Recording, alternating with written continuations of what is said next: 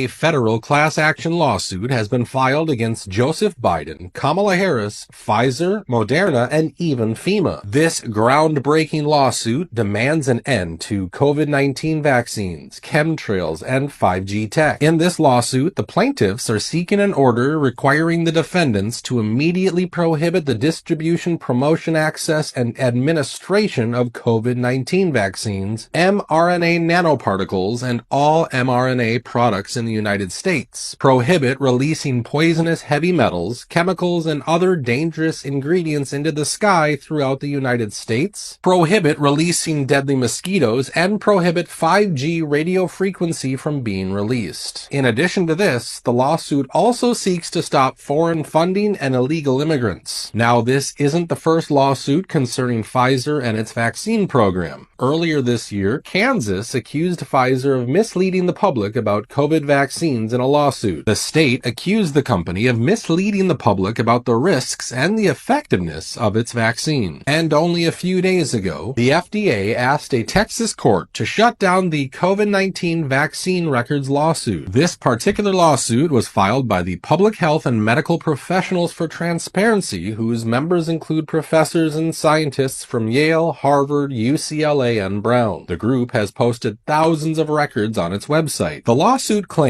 that the medical and scientific community and the public have a substantial interest in reviewing the data and information underlying the FDA's approval of the Pfizer vaccine. So basically, the group is asking the FDA to show just why it chose Pfizer's vaccine to combat the pandemic. And now the FDA says it simply cannot keep producing the paperwork because it already has burnt through $3.5 million to present 1 million documents. Now, in addition to going up against Pfizer, this latest lawsuit also wants an end to all the chemtrails that we're seeing every day all over the US. And while this might be a step in the right direction, it might come too late for places like New Mexico, where rain and severe flooding are absolutely destroying towns without any mercy. And the town of Roswell is facing the worst of this storm.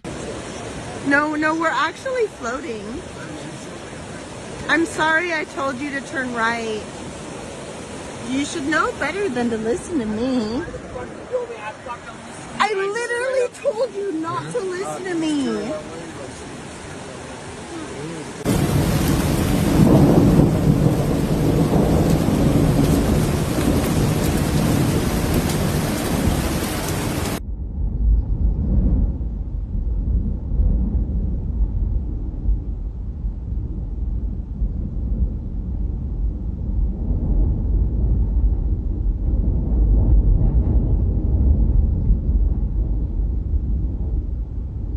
As you can see, the entire town is underwater, and since this was a flash flood, people didn't even get a chance to evacuate. And while the president and his administration seem to be busy with election campaigns, one woman posted this absolutely heartbreaking message on Twitter. "I have lost everything I own. Flooding in Roswell, New Mexico. I never would have imagined." And that's the thing. I mean, how could you possibly imagine that some rain can end up destroying everything you have in your life? But this wasn't just another autumn storm. They recorded 14.7 centimeters of rainfall in Roswell in a single day, breaking a 123-year-old record set way back in 1901. Now, if you ask any mainstream analyst, they'll just say that this was just another freak natural disaster. But let me ask you, what is the probability of a country facing not one, not two, but 3 once-in-a-lifetime weather events in the span of only a month? When you think about it like that, it doesn't seem like a coincidence now, does it? Now, it turns out strange things are happening all over the world, as this guy points out perfectly in this video.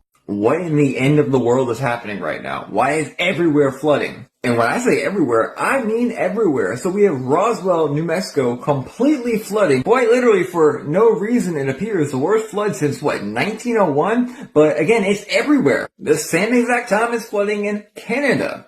That's odd how all these places, Paris is flooding as well? All these places randomly flood at the same time out of nowhere. The worst stuff in 100 years. I believe this right here was in Canada. Wow. So like, is there anyone who can explain this? Don't forget about Italy happening almost at the same exact time, and multiple other countries at the same exact time. All of Cuba has went dark. This photo was taken Friday night in Cuba. Again, completely 100% dark. So like, can anyone explain where all these floods and all these crazy events are coming from? And completely unrelated, check out these cool clouds. You don't see that every day, huh? Interestingly, the story about Cuba facing multi-day blackouts is also pretty bizarre and ominous. Some people believe it's a warning that pretty soon something similar might be happening in the US as well. So Cuba is completely out of power, like the entire island. 10 million people without power.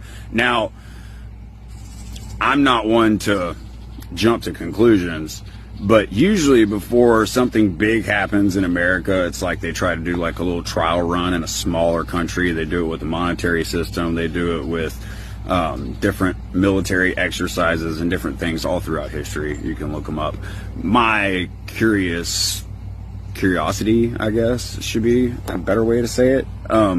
Like maybe this is a run through to see how the whole country of Cuba is going to act for a couple of weeks without power as preparation to see how we would react.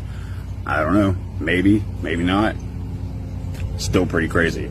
10 million people without power. The entire island of Cuba. And they're blaming the United States. So we'll see. Now in Cuba, people protested against these total blackouts by staging mass protests, and I think we might need to follow their lead the moment the lights go out.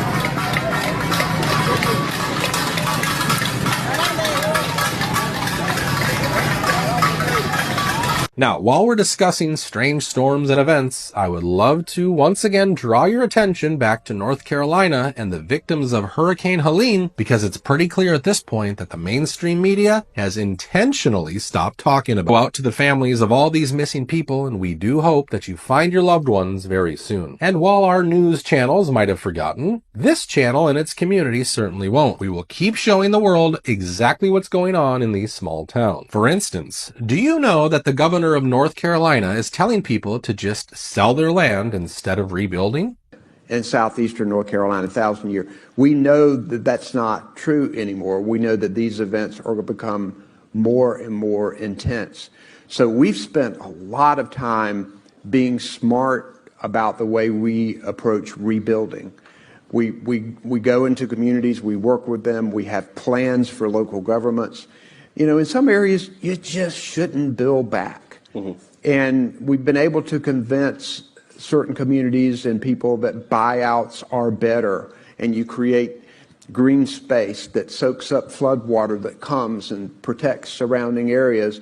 When you do build back, you have to invest more in order for property to be more resilient. While the governor is happily telling folks to accept buyouts, I would like everyone to know who exactly is going to inspect your property and calculate your losses on FEMA's behalf. According to the latest documents I discovered, the first company FEMA chose for these house inspections is none other than Vanguard Inspection Services. And funnily enough, the other company chosen by FEMA is WSP, whose biggest shareholder also happens to be Vanguard. Let's take a look at what I posted. FEMA contracts out its hurricane home inspection services to BlackRock. FEMA will be conducting free home inspections. The companies performing the North Carolina Hurricane Helene victims' home inspections, as listed on the FEMA website, are owned by Vanguard and BlackRock. The same company that owns the majority of the lithium mining in the area will be the same ones inspecting the victims' properties they want to take. On the FEMA website, there's a page that discloses the recipients of certain federal FEMA contracts and what services those contractors provide. If you search for the private companies with contracts for the Housing Inspection Services function, you'll see two contracts. One to WSP USA Services, Inc., and the other to Vanguard Inspection Services. WSP is an environmental consulting firm based out of Canada, with BlackRock and Vanguard Group being major investors. Vanguard Inspection Services has all the markers of a front company and looks as though VIS exists solely to do business with FEMA. After North Carolinians and Floridians apply for FEMA assistance following Hurricane Helene, a home inspection may be necessary to help determine whether the home is safe, sanitary, and livable. First of all, we need to consider the implications of home inspectors, employed in part by BlackRock and Vanguard Investments, surveying the damage and assessing the value of hurricane-stricken North Carolina, especially because of the vast lithium deposits in the ground beneath and around these private properties. The demand for lithium is going to explode over the next few years. The global lithium market is projected to reach a value of $230.4 billion by 2031. This is a more than 500% increase in less than a decade. Are company agents essentially working on behalf of BlackRock and Vanguard going to be impartial parties as they value and assess the properties destroyed by Hurricane Helene? Are they going to deem these residences livable and safe if their bosses want what's buried beneath the homes? Is there an incentive for these contracted home inspectors to screw the homeowners out of their own property? Will these homes be condemned so the BlackRock and Vanguard bosses can dole out paltry fair market value pennies and become even wealthier? If I didn't know any better, I'd reckon this is about to be one of the greatest wealth transfers in the history of the United States. They clearly aren't even hiding their plans anymore. I mean, I just showed you guys in a previous video how Duke Energy allegedly drowned entire communities during Helene. And surprisingly, this company is owned by Vanguard. And now we find out the people who caused all this damage are also responsible for assessing it. And who can forget about the fact that they are likely going to buy this land as well through the lithium mining companies. So right now it looks like we are at the mercy of the board members of Vanguard and BlackRock, and unless we do something about it, they are not going to stop. However, before you decide to sell your land, I would like you to hear what this guy has to say. Appalachian Mountain System has more than just lithium and quartz deposits. Do you know what else it's rich in? Gold. You know what that flooding did? It moved a lot of that gold down the mountain. So before you sell your properties, you might want to have somebody come in and take a sample of the soil on your property. Maybe that's why the government doesn't want civilians to come in and help out. They don't want citizens possibly moving all that pay dirt. I would definitely watch government agencies and what they're doing with the soil, which companies are involved, and where they're moving it to. Just saying. So again, if your property was destroyed by the flood, I would have somebody come in and survey my land, survey my soil. So if you are in the mountains of North Carolina, it might be a very good idea to do a personal inspection before you sell your land. That's going to do it for today's video. Please make sure you're subscribed to this channel, and I look forward to seeing you on the next video.